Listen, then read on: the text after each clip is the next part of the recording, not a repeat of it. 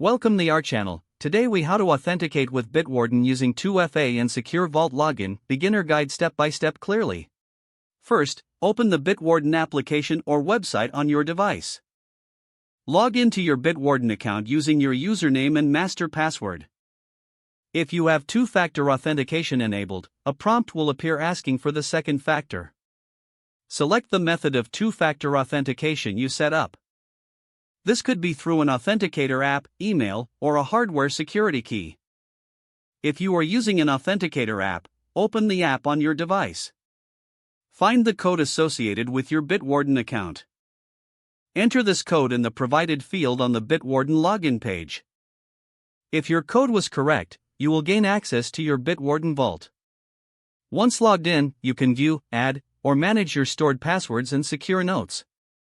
Should you have any issues, ensure your second factor is correctly set up.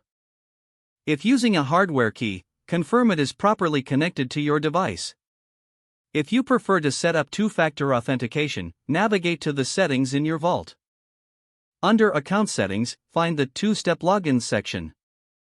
Select your preferred method and follow the prompts to enable it. Ensure you save backup codes in a secure location for account recovery. Regularly update your master password for enhanced security. With these steps, you can securely authenticate with Bitwarden using two-factor authentication. This protects your sensitive data and offers peace of mind in your online activities. If the page does not load, refresh the browser or try again in a private or incognito window. Make sure you are using the correct email address, then retype it carefully to avoid small typos. If your password is not accepted, use the reset option and create a new strong password you can remember.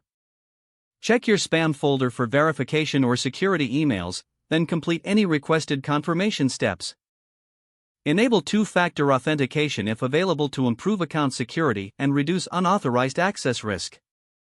After signing in, review your profile details so your contact information and settings are accurate and current.